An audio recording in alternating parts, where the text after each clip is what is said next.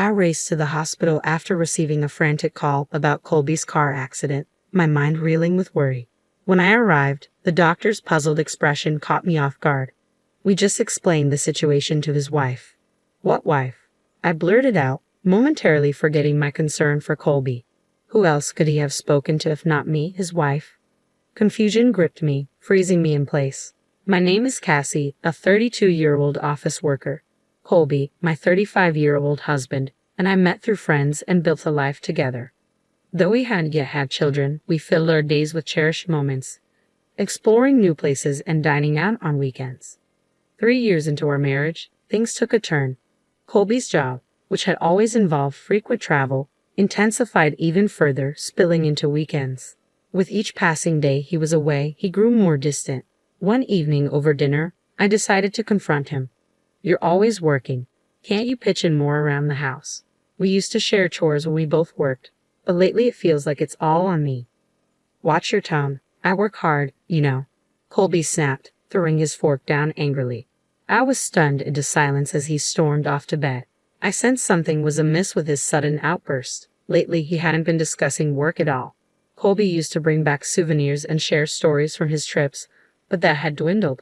Was he really working as much as he claimed? I tried not to dwell on it, but the suspicion cast a dark shadow over my heart. A week later, while Colby was in the shower, I brought him some clothes. I'll leave your pajamas on the shelf, okay? As I turned to leave, I noticed his phone on the shelf. Growing more suspicious, I found myself carrying his phone to the living room. I'll put it back before he finishes showering, I assured myself. Quickly, I checked his emails, WhatsApp messages, and photos, but found no signs of infidelity. Relief washed over me, yet guilt gnawed at my conscience. You went through my phone, didn't you? Colby's voice startled me, leaving me speechless. After checking it in the living room, you should have returned it to where you found it. I have tracking enabled. It was used while I was in the shower. It had to be you. I'm sorry. Your behavior has been so strange lately, I couldn't help but wonder. I confess, my apology sincere yet remorseful. Besides, when I checked the contents of my phone, I felt a little anxious. Did you find anything? Nothing at all. I'm just focused on my work. It hurts to be suspected like this. I'm truly sorry, but I can't continue living like this. Let's get a divorce. His sudden declaration stunned me. I'm sorry for looking at your phone without permission, but I'm struggling to understand why you're suddenly talking about divorce. Can we talk about this? If you show sincerity, maybe I'll reconsider, I pleaded, hoping for a heartfelt response from Colby. He smirked, waiting for my reaction. From now on, you'll handle all the cleaning, cooking, and laundry. Basically, you'll become the housekeeper. His demand was unfair, considering my mistake. However, I couldn't agree to it. I've already apologized. Words aren't enough. Show me through your actions, or do you really want a divorce? Fine, I understand. Reluctantly, I agreed to Colby's terms for now, hoping he would eventually forgive me. It had been a month since then. The next day, as I packed for Colby's business trip, he left all the preparations to me while engrossed in his work on the phone. Hey, have you reconsidered the divorce? Yeah, I'll think about it after this trip, Colby responded casually. Lately, I had been shouldering all the chores and handling the bills at his request. It was taking a toll on me, leaving me stressed and exhausted. His words brought a wave of relief. I wish we could go back to taking trips together, I murmured to myself as I packed his luggage. But that Sunday afternoon, when Colby was due back from his trip, everything changed suddenly. The phone rang, and it was the hospital on the line. Are you a relative of Colby? Yes, I am. What happened? My heart raced as the nurse explained that Colby was unconscious after a car accident. She had found our home number in his schedule book and called me. Without a moment's hesitation, I rushed out of the house and headed straight to the hospital. Please let him be okay, I prayed silently as I arrived at the hospital and was directed to a conference room. How is my husband? I asked anxiously as I entered, confusion clouding my thoughts and making my heartbeat thunder in my ears. We just briefed his wife on the situation, the doctor replied, casting me a puzzled look. What? I exclaimed in shock at the doctor's unexpected revelation. What are you saying? The doctor explained that Colby was in the car with another woman during the accident. Both were unconscious. Yes, I'm so sorry, I admitted, finally convinced by the evidence she showed me. As she opened up, she introduced herself as Effie, revealing she worked for one of Colby's client companies. He had deceived her into believing he was single and they had been in a relationship for a year. They were even planning to marry soon and had purchased the condo together. He bought a condo. Yes, we picked it out together. He said he would take care of everything.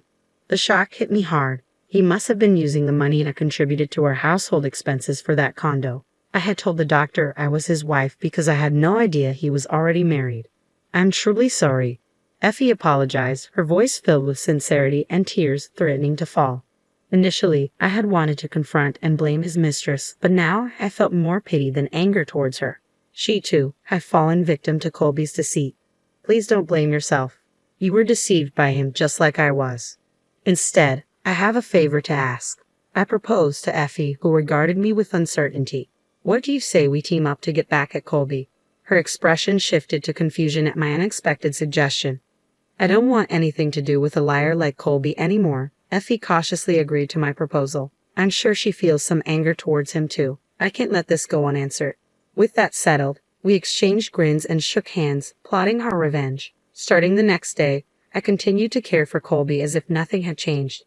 Effie also visited him discreetly when I wasn't around, ensuring he remained oblivious. Throughout it all, Colby continued to treat me poorly. Finally, the day of his discharge arrived, and I drove him home. Drive more carefully. I'm injured, you know, he remarked casually from the passenger seat. You're so useless, Colby sighed loudly, his attention already drifting to his phone, likely texting Effie. He seemed so carefree, unaware of everything. I couldn't help but smirk as I accelerated the car.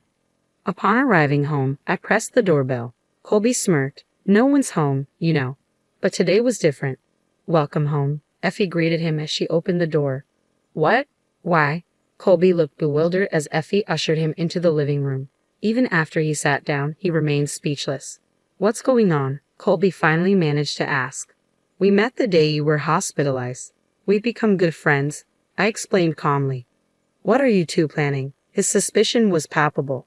We're not planning anything sinister. We just want to discuss the future, I clarified as Effie and I sat facing Colby, who started to lose his composure. What's going on? You've been having an affair, haven't you? Pretending to be on business trips while actually with her. You've even bought a condo to live together. You threatened divorce just to be with Effie, I accused, my voice tinged with hurt and anger.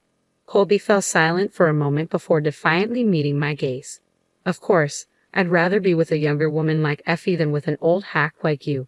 So, you're going to divorce me? I nodded, trying to mask my own hurt. We were planning to get married soon, so it all works out, right, Effie? Colby smiled at her, but she remained expressionless. I won't marry you, Colby, Effie stated firmly. What? I almost chuckled at Colby's stunned expression. You lied to Effie about being single, and now you think you can marry her. But you're leaving me, Effie. There's nothing stopping us now. Effie let out a deep sigh. After seeing how you treat your wife, I have no desire to marry you. I can't subject myself to that, Effie said firmly, her tone resolute.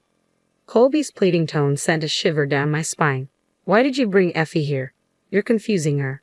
Fix this. Actually, I'm glad Effie could see the truth for herself. And here are the divorce papers. I've signed and stamped them already. You just need to do your part, I stated calmly, handing over the paperwork. It seemed Colby had been lost in a fantasy of a blissful life with Effie, oblivious to the practical and emotional consequences. Of course, you'll have to pay. You had an affair. I have plenty of evidence, including WhatsApp messages and photos from Effie, I stated firmly. No way. I'll also be seeking damages since you deceived me into thinking we were in a serious relationship with plans to marry. Being with a cheater like you makes my skin crawl. Don't ever contact me again. Between Effie and me, you're looking at about $4,000 in damages. Just so you know, I concluded, my voice unwavering. Initially trembling with anger, Colby's knees buckled, and he began to shake with anxiety. That's impossible. I just bought a condo. That's not our problem, Effie asserted as we stood over Colby, who hesitated before finally crawling over to my side. I made a mistake, okay? It was a moment of weakness. I'll never cheat again.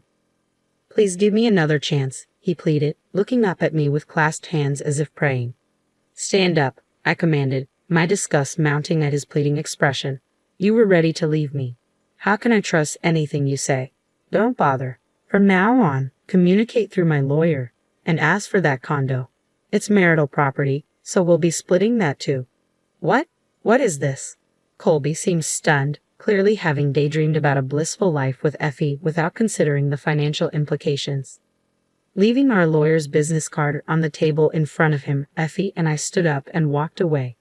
Wait, what am I supposed to do if both of you leave me?